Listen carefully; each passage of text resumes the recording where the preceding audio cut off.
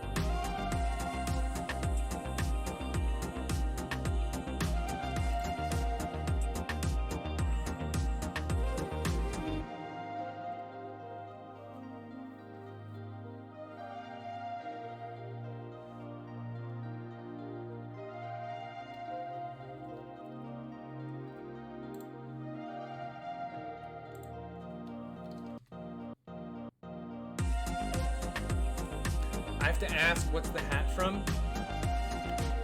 Have you heard of Pit Viper?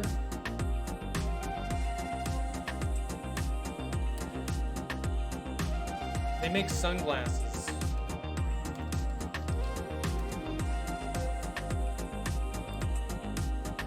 It's a sunglass company, but they demand respect and authority. Yes, exactly.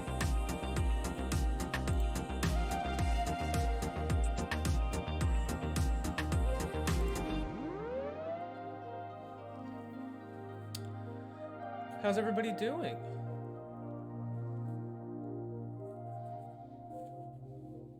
You doing all right this Friday?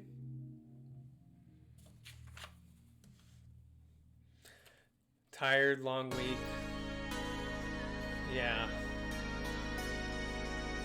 Struggling with 1.7. 1.7 is definitely the most difficult. It's definitely a little tricky. Hey, good afternoon, Thud Turtle.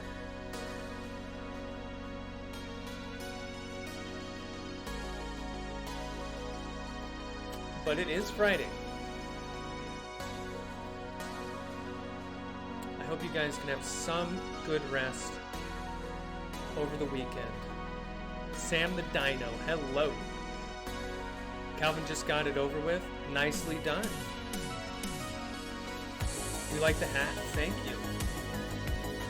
Hello again, Nookus. How do I Dr. E. Pog? Wait, let's see. Is it this? Oh yeah, you gotta do, it's like a lowercase p. Love the hat? Awesome. You smashed your resistor rebuilding the circuit? Getting the resistor is a little tough. Is that a Pit Viper hat? Yes, it is. Yes, it is. It's the Pit Vipes. Yeah, the space buns is like Dr. E weird, I think. Let's try it. Yeah.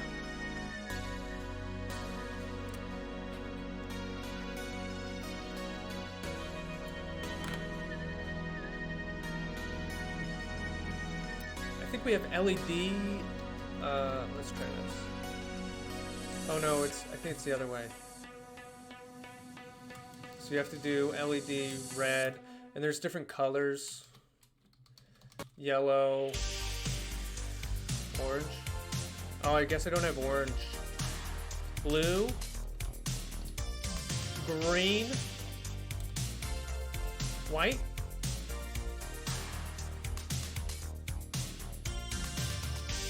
Guess you can string them together. Mook Lover XX. I love that name. Yeah, I don't know. I need more colors.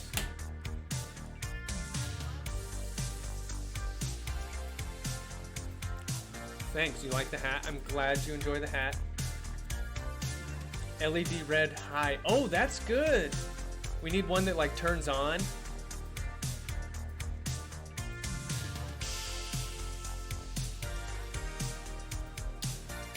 What else do we have? I mean, there's more emotes in there, like the more equipment that we unlock in the workshops. I think I have an ultrasonic range sensor, DC motor, stepper motor. Are people on the Google form thing eventually going to be randomly assigned a person? Well, the point of the Google form is so that you can go to that form and look for other people who put themselves on that list. So it's like, hey, I'm looking for a partner. Will you be online coming Monday? Yes. I think we're going to do that every Monday. So the next workshop, I'm going to put that up either tonight or tomorrow. So you'll have it going into next week. And this past week, we met Monday at 7. And you can join. Your TA Max should get a pay raise. He's great. We have great TAs. Are you guys enjoying Arduino so far? Steven needs a pay raise too. Yeah, we have great TAs.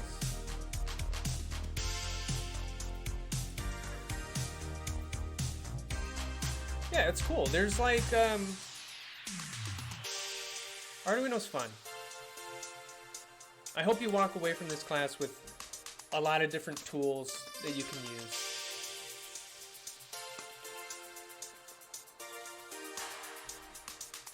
All right, what do you say we get into it? Yo, let me get that workshop too. I'm getting there. I'm getting there. Oh, I didn't change the title again. Ay-ya-ya-ya. We gotta change it.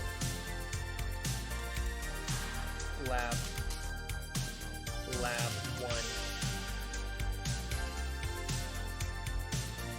Sensors. Friday. Music's a little loud. Yeah, we need to back this off. So for online students, do we just need to submit the video in 4 codes for a total of 5 files? I can't remember off the top of my head. Just check out that table. Do we go over Workshop 2 today? We are going to go over components of Workshop 2. I haven't posted Workshop 2 yet. It'll be up either tonight or tomorrow. But you're going to see something in Workshop 2. I mean, you're going to see something today that is related to Workshop 2. Let's get started. Okay, so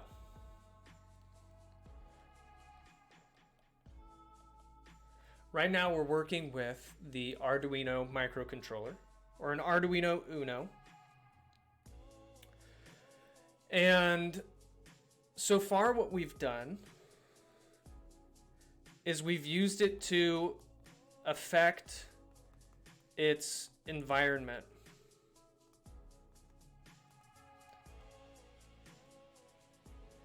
So sending out output signals. And so what we've done is we've turned on and off LEDs with specific timing. So today we're going to talk about this next piece. Because the Arduino can also receive information from the environment.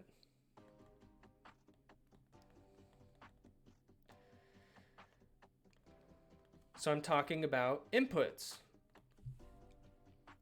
So the Arduino is going to receive inputs from sensors, and Workshop 2 is going to be about receiving this information and then processing this information and making some decisions based on the information that you get. And the way that we're going to process this information, at least up to this point, is we're just going to keep using Boolean logic, like if statements, if else statements. And so that's how we're going to focus on processing sensor measurements right now. So let's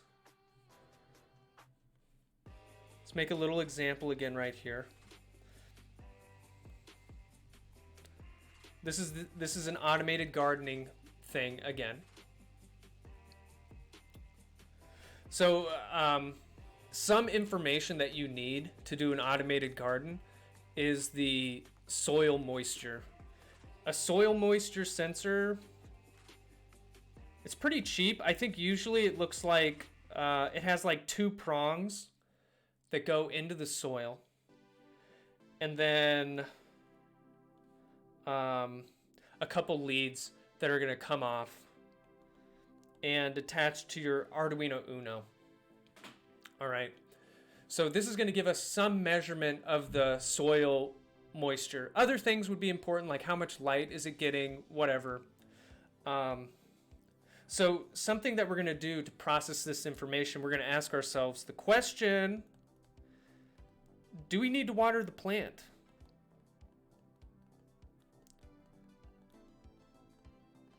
So maybe if the sensor reading it looks a little pathetic. It's kind of dying right now. It definitely needs some more light, more water. And we might say, based on some experiments that we do, well, if I get a sensor reading in between these ranges, the soil's a little dry, we need some water.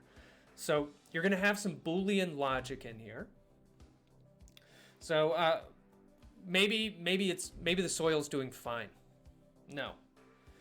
And then in our code, we'll basically just do nothing, but keep monitoring the situation. Or it could be, yes, this flower is dying and it needs water. So in that case, we have to deliver water. And you wouldn't just like turn on a faucet indefinitely. Deliver a set amount of water with proper timing.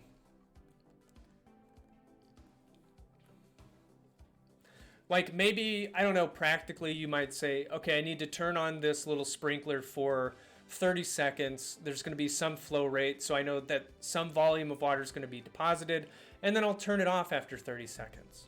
And then I'll just keep monitoring. So based on this logic, we have some outputs, and maybe we'll turn on a drip system.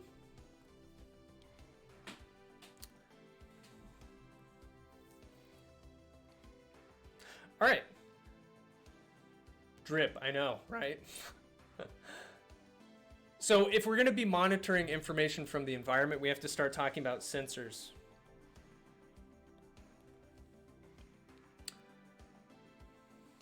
So maybe you've heard this word before. Sensors are transducers. What does it mean to transduce?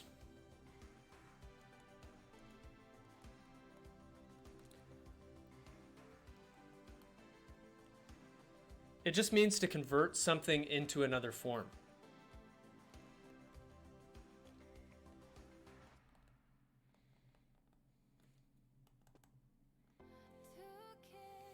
One energy form to another. Exactly. So typically the sensors that we use for Arduino, so let's take a generic transducer. They're going to receive some kind of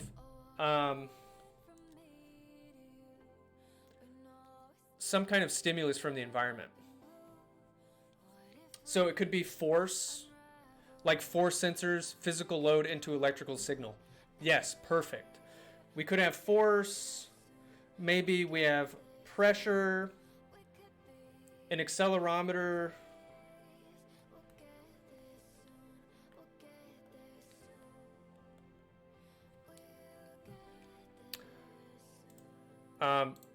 Okay, with the chat, I don't mind if we're a little goofy, but keep it somewhat appropriate. All right.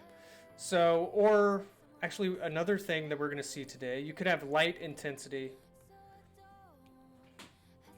So what a transducer is going to do is convert this into an electrical signal as far as an Arduino is concerned. And so this will be some voltage as a function of time. And then this is going to go to the analog to digital converter on our Arduino board.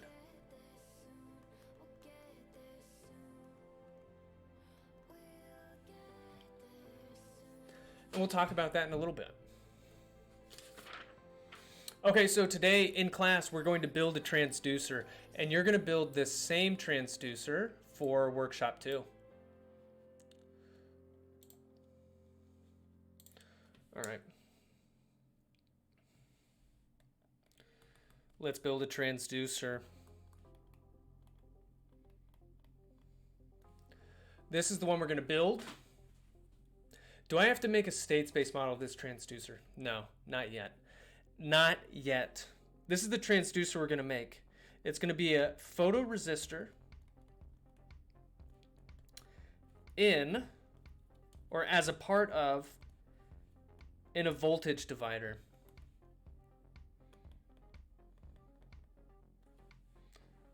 So this is our transducer. What this can do, it's going to take different light intensity from the environment, and it's going to convert this into different voltages, which are then going to be read by the Arduino. So first we got to talk about a voltage divider.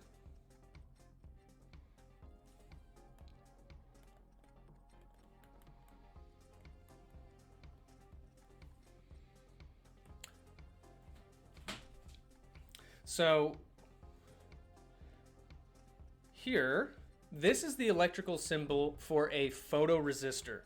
Like, you know that a resistor is kind of like this jagged line symbol.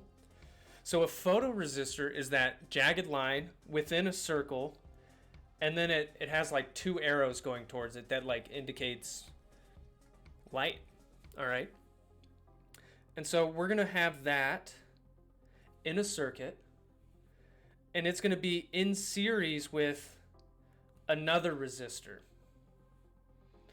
And this is going to be a 10 kilo ohm resistor. And what we're going to do, we're going to connect this to the Arduino. So one side over here, we're going to connect it to the 5-volt voltage source on the Arduino board. Will your notes be posted anywhere later by any chance? Yes. I'm going to post these same notes to UB Learns after class. Yes. And then this other end is going to go to a ground pin on the Arduino. And so when I turn this circuit on, we're going to get some current flowing through here, and let's call it I. So I'm going to refer to the photoresistor as R1.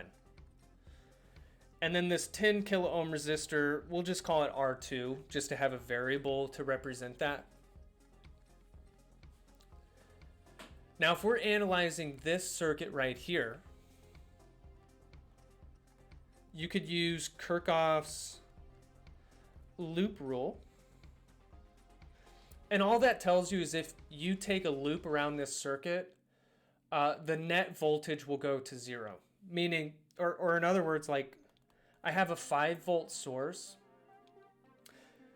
As the current flows through here, voltage is going to drop across the photoresistor, and it's also going to drop across R2, that other resistor. And the sum of those voltage drops has to add up to 5 volts. So we're going to say the voltage drop across the photoresistor plus the voltage drop across R2. Is there enough power in an Arduino to make things hot, like a resistor heat up? Probably very mild heat production. All right, and then the voltage drop across each of these resistors, you could expand this a little bit. So using Ohm's law, you're going to have the resistance of the photoresistor times the current going through it. That's just the voltage drop across a resistor. Right? You could talk about the power being voltage, the product of voltage and current. That could be related to heat.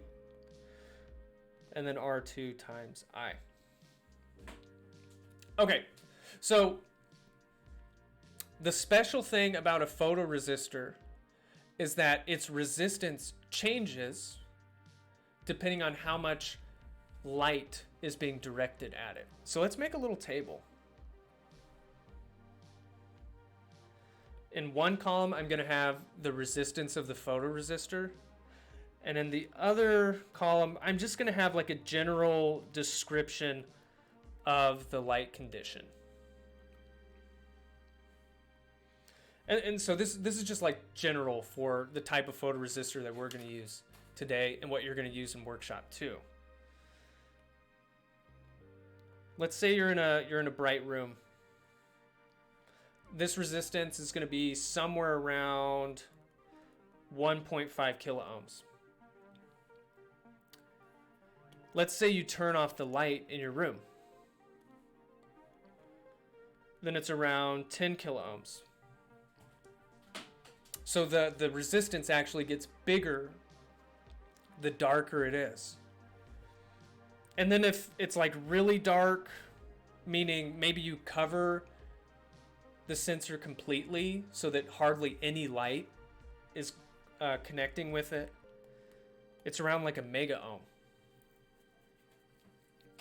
Infinity resistance. Yeah. So the resistance is increasing a lot with less light. Okay, so let's make a couple notes here, and then we're going to talk about how we use this as a transducer. Auto brightness adjustment on a phone. Yes, that's an application of a transducer like this. Or for your car, when the lights just automatically turn on when you're driving. So as the light intensity decreases, R1 increases. That's just a property of photoresistors.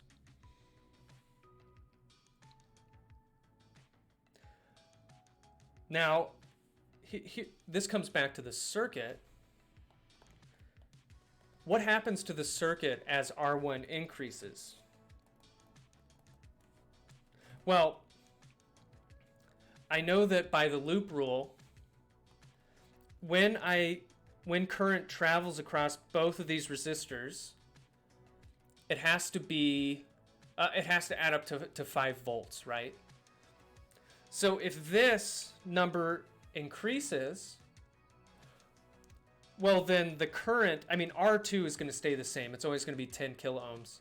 So the current going through this circuit has to go down to maintain that 5 volts, right? So as R1 increases,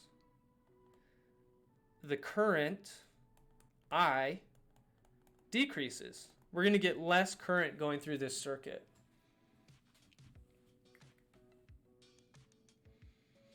In fact, you could solve for what the current is using this equation. So 5 volts is equal to this. So I is equal to 5 volts over R1 plus R2 in ohms. The voltage drop across the photoresistor gets smaller. Okay. As R1 increases, the current decreases. And so the voltage drop, the voltage drop across the photoresistor and the other resistor are going to change. They're not going to be the same. And we're going to focus on the voltage drop across this resistor, actually. So, as the current changes, the voltage drop across R2 changes as well. And we can figure out what the voltage is using Ohm's law. I know it's the resistance times the amount of current going through it. Well, this is the current. So it's going to look like this. It's 5.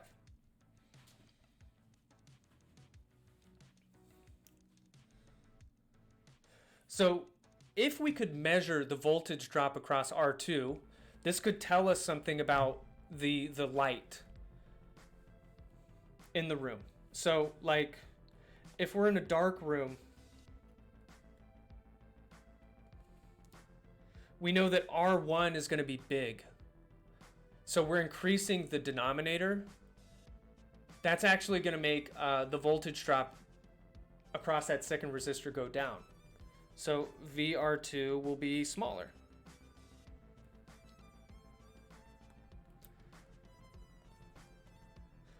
The more light we have in the room, VR2 increases.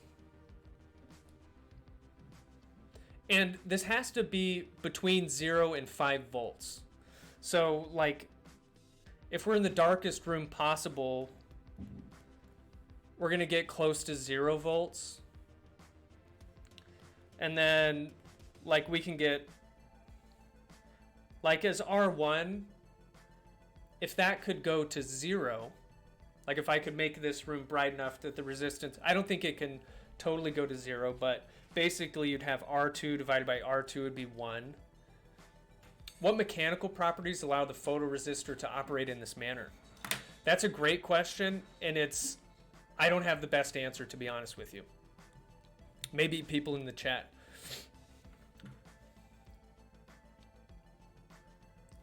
Okay. Now, I'm going to show you the circuit, guys, because we have this, and you're going to build this same circuit for Workshop 2.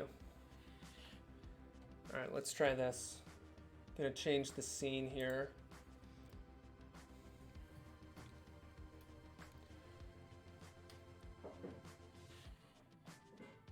I can rotate this.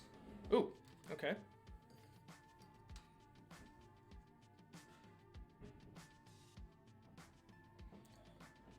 All right, this right here, let's see if I can focus on it. How is your resistor so neatly put in? I know it. Actually, there's somebody on the Discord had a great tip. Somebody had a great tip. Like, maybe I'll just grab a random resistor. But if you guys have noticed, like it's tough to get a resistor to plug in, right? So like, let's say I want to plug into this node right here. You can take a jumper wire, because these go in easier, and just force that in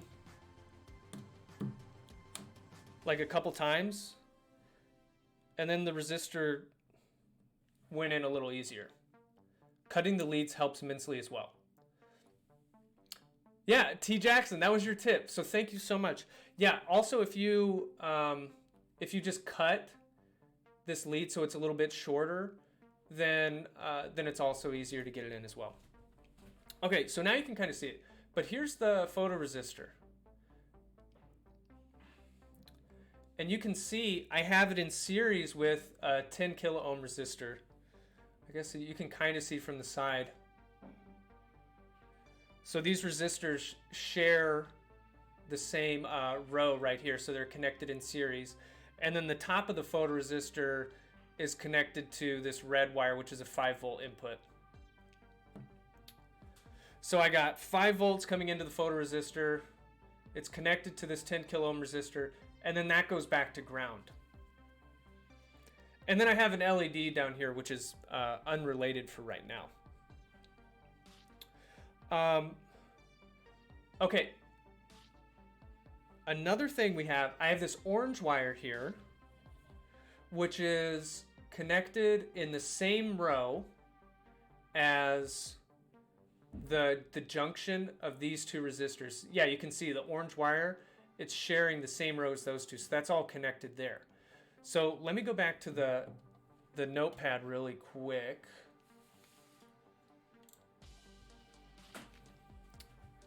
Because I want to use the voltage across the second resistor as my measure of light, in a way, because I know that the voltage is correlated to in these ways. So what I'm doing is I'm putting in a jumper wire right here in between, and I'm connecting this to an analog pin on the Arduino. And this is the type of pin we use to read data from analog sensors. All right. And specifically, I'm using analog pin A0.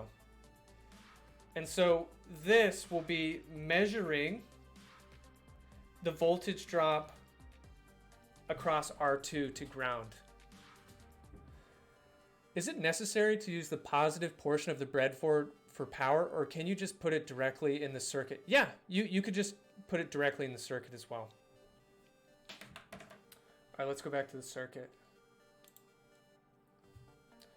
Okay, so this orange wire that's connected at that juncture, it's coming over here to the left side of the board, and you see it's plugged into A0. I know it's a little out of focus. And here's the 5 volts that's going to go over to to power the photoresistor. All right, let's do this. So I want to show you code. So this is going to be one of the sample codes that you're going to get for Workshop 2.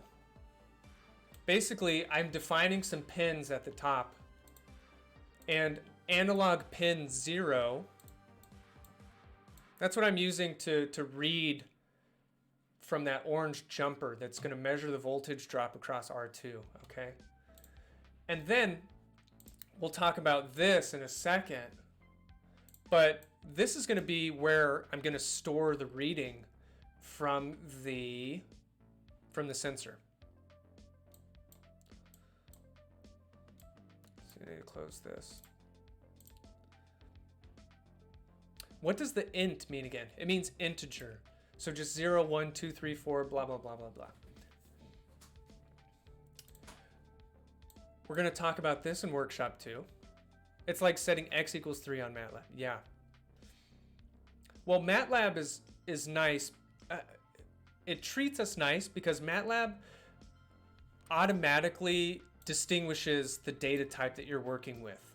When we code with Arduino, we actually have to do a little bit more work in defining the data type. So does this language have doubles or other number types as well? Yes. No, int doesn't mean initialize, it means integer. We're also going to work with double, we're going to work with float. This coding language is most similar to C++. Yeah, it's C++ without the standard library. Okay, now this in the setup, serial begin. This opens up a line of serial communication. So you'll see how I use this below. So we'll come back to this. But here is how you read data from an analog sensor on Arduino, and it's really easy, thankfully. You use this analog read command, and you tell it which pin you're reading from. So I defined I'm reading from analog pin 0. And then it stores that in this integer value. So this kind of implies that whatever analog read gives, it's going to be an integer. It's not going to be a decimal or anything. And we'll talk about that in a little bit here. And then I print that serial, that sensor value to the serial monitor. Okay, let's open the serial monitor. Actually, I'm going to open the serial plotter first. This makes it a little interesting. Ooh. Okay. what this is the voltage drop across resistor number 2, okay? And we know that it changes with light. And I have a flashlight here, okay? So I turned on the flashlight. I'm going to point it right at the photoresistor. And then I'm going to point it away. I'm going to point it at it, point it away. And there's different settings on this flashlight. This is a little less bright. A little less bright. Okay, this next one is going to blink. So if you're sensitive to blinking, flashing lights, you might want to avert your eyes for a second.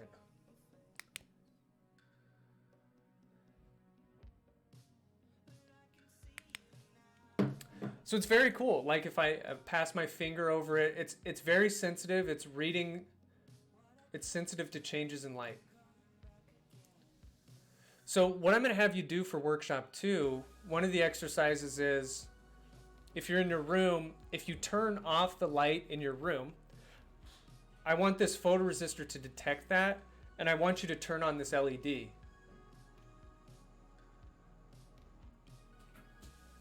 Okay. All right, let's go back. Let's go back here.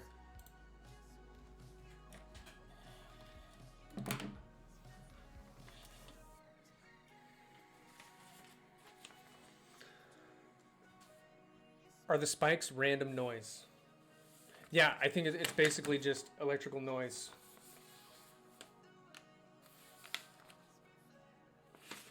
Okay, now let's talk about the analog to digital converter. So why are the readings in integers?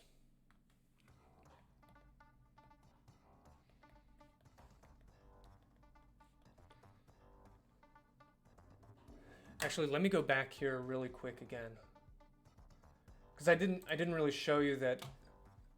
If I go instead, so that was called the serial plotter. Oops. Let's bring this circuit back.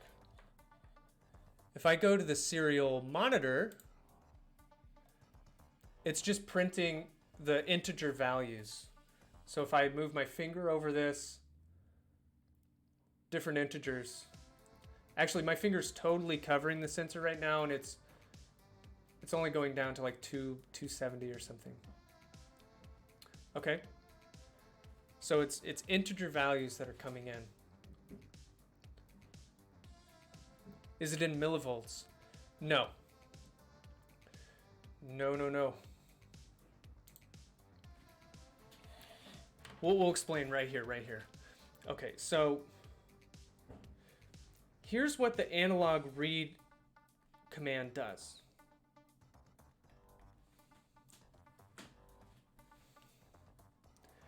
Oops, I didn't mean to do that. How do you get it to print? Yes, perfect. You use the serial print command. Okay, so we have this analog read command that we use. So what comes into this analog pin is a signal between 0 and 5 volts. Remember, this is the voltage drop across that second resistor. It's coming from that orange jumper. It's going to be somewhere in between there. The analog read command and the analog to digital converter converts this into a number between 0 and 1023. And it has to be an integer value in here. So it's not like a continuous spectrum somewhere in there. 10 bits. So Uno has a 10-bit, and what does bit mean? Bit is just a portmanteau of binary digits. So you got B. So it just means, no, it's not 10 bits. Different than 10 bits. So it has a 10-bit analog to digital converter. What does that mean? Munchkins?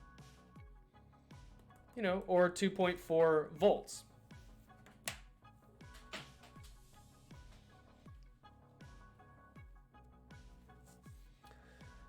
And you could add a line to your code to make this conversion if you wanted to convert the reading into voltage. And that's going to be what lab 1 is about. So converting these units into like a physical quantity, that's called calibration. So if we go back here, wrong one, where am I? So it's reading like 500, 600, 700. So that's probably like 3 volts across that resistor right now. Okay. Okay, the last thing I want to share with you today. We're almost done. Yeah, it's... So what can you do with this? So this brings us to processing sensor measurements.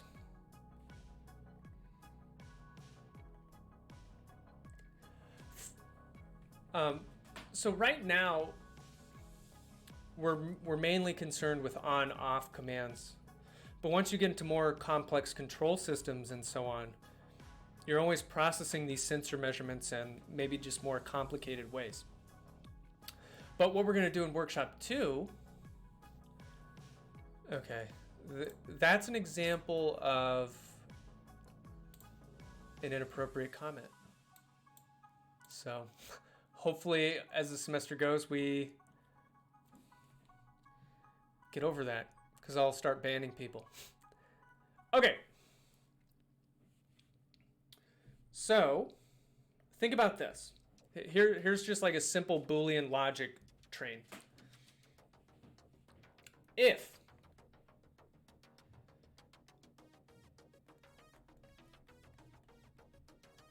so let's just call this the ADC value, like the analog to digital value. So some integer between 0 and 1023. You could say if this is less than X, like where I am, the ambient light right now is around like 600 or something. And when I totally covered the sensor, that reading was closer to like 200. So maybe if I know that it's like less than 300 or so, that means that the ambient light must be dark.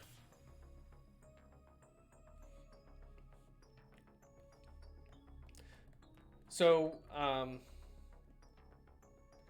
maybe if that condition is satisfied, I want to do something like maybe turn a light on. Processing between what? I have no idea what you mean, Jeff.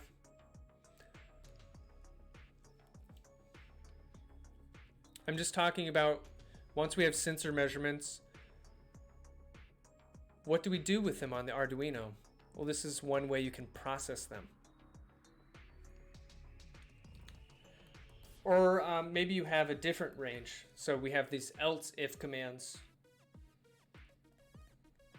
Maybe if it's less than some other higher threshold, I want to do something else.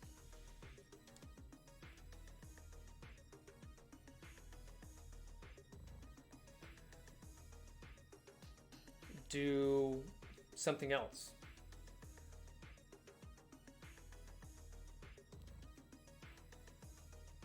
Can't read my handwriting? That's okay. You can always ask me what I wrote. Processing sensor measurements. That's what it says.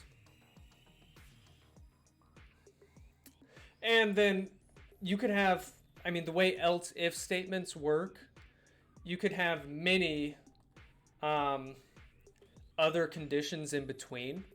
So this is just kind of a decision tree.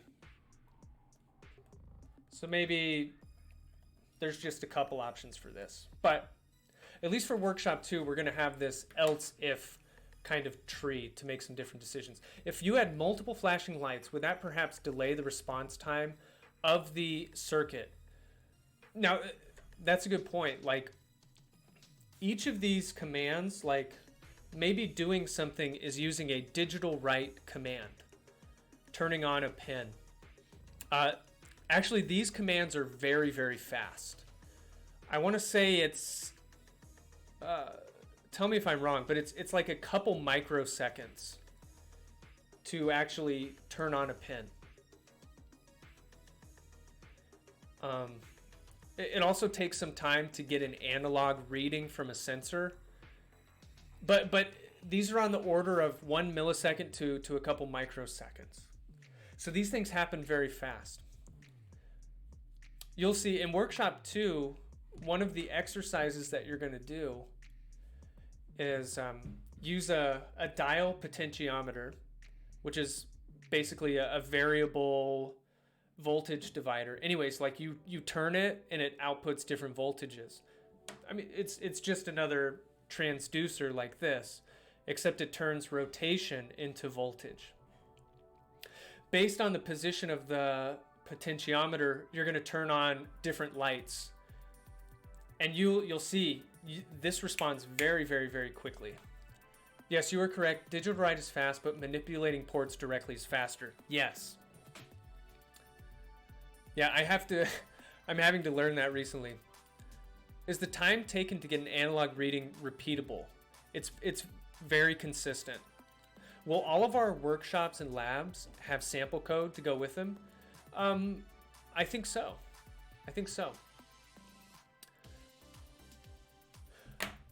Okay, guys, this is basically what I wanted to cover today. Like I said, workshop 2, it's either going to be up tonight or tomorrow. And you're going to see stuff in that workshop that we covered today. And there's going to be more detail in the workshop as well. Monday night at 7 p.m., I'm going to be on Twitch and we can go through portions of the workshop together. We had a decent amount of people come on Monday night, and that was a good time. Hey, Dude Skates, you have a good weekend too. Have a great weekend, guys. Do these Twitch streams get uploaded to UB Learns? No, they get uploaded to Twitch. Like right now you're on Twitch, you can see previous videos that I've posted. They also get uploaded to YouTube. Hey, have a great weekend. When is workshop 2 due? It's going to be due on Friday of next week. Hey, have a great weekend, iMorse. The notes will get posted to UB Learns. That's correct. So the notes we made today, I'm going to put these on UB Learns after I log off here. Hey, thanks, Jeff. Thud Turtle, have a nice one. Can I have the Twitch session earlier in the day on Monday? I'm sorry, I can't. But you can always come back to the video of that Twitch session if you can't make it. Will I have office hours today? No, I'm sorry, I don't have office hours today. But definitely go to the Discord. Use that to ask questions. People have been very helpful on the Discord. Questions about in-person workshops. If we don't get them done and checked off for being uploaded, do we get points off? So Josiah, if you're an in-person student and you're taking the workshop, if you show up on time and you get to the end of the workshop session and you find like, oh shoot, I didn't finish exercise 1.7, what you can do is you can arrange with your TA to just send them a video if you finish workshop or if you finish that exercise like later in the day. And I've told the TAs about that. So that's an option for you. Hey, have a good one, T Sizzle.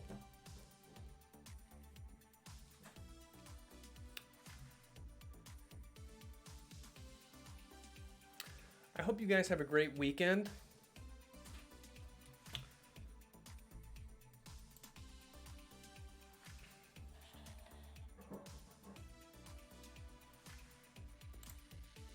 I think you're going to enjoy workshop 2. It's fun.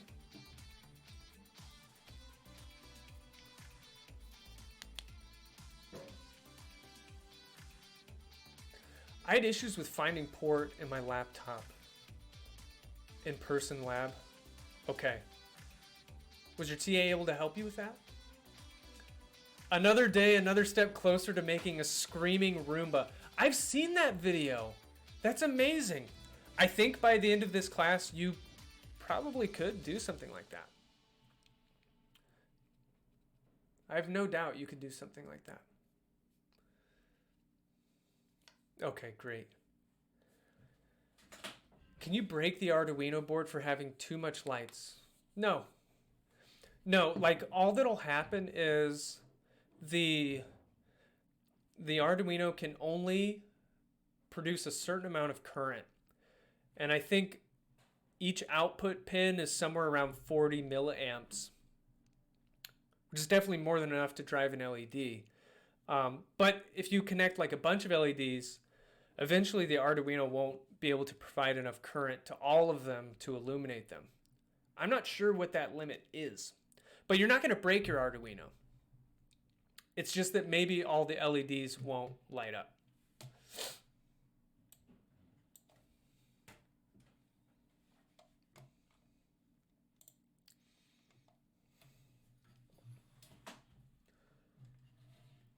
Whoa, I'm upside down.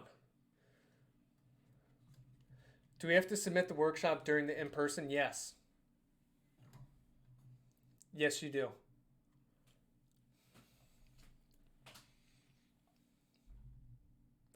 Does your submission need to look just like your example, or can we do it in LaTeX? Ooh, if you do it in LaTeX, I won't be mad at you. That looked beautiful.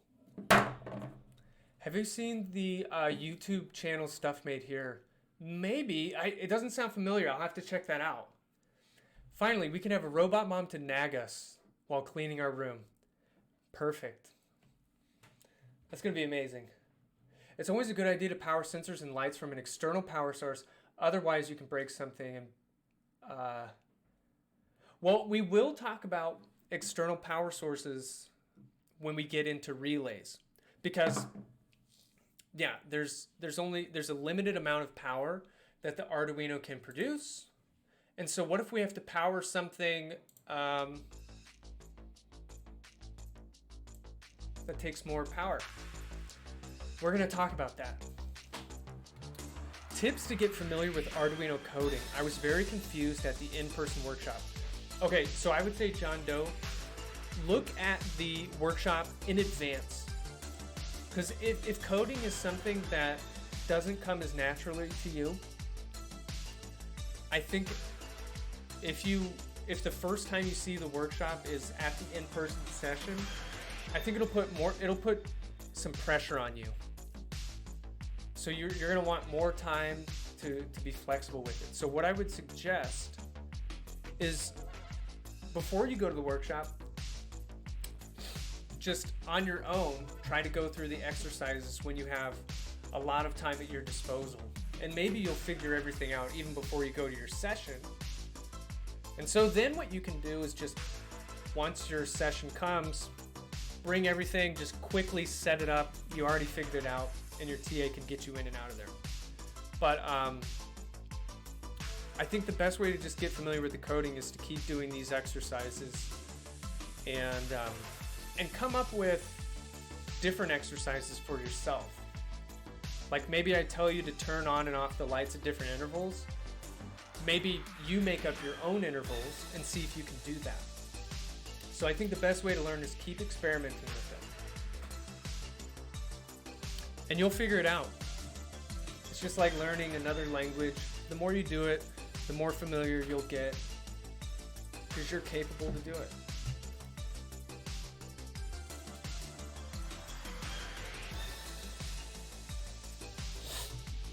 Hey, you're welcome. And you can always talk to us, office hours. Never be afraid to reach out to us. We're more than happy to help.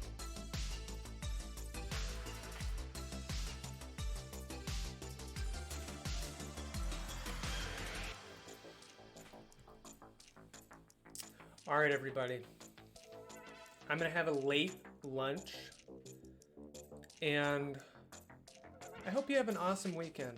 I really do. I hope you get some rest. I hope you get to say hi to a friend. Do something that you enjoy, something fulfilling to you. Whatever that looks like. Wow, your classes aren't long. No, these are all 50-minute classes. Just boom, boom. And then they're done. I think we should be taught Arduino and not make guesses. I don't know what you mean. Because you're being taught Arduino. So yeah, I don't know what you mean. There's plenty of examples in the workshops. So if that doesn't look like teaching to you, I don't know what to do for you, my friend. Going to play Minecraft all weekend. Nice. The coding part. Yeah, there's plenty of examples in the coding. There's plenty of office hours.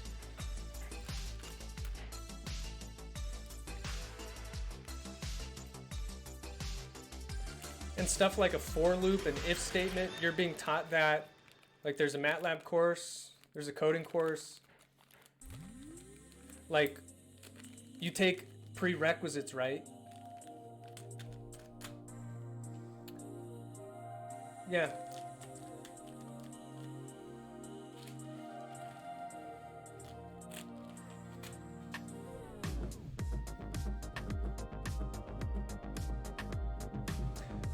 If people need extra help, I do that in office hours.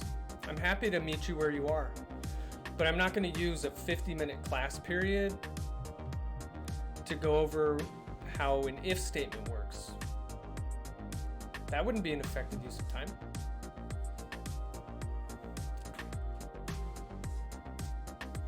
All right, have a great weekend, my friends.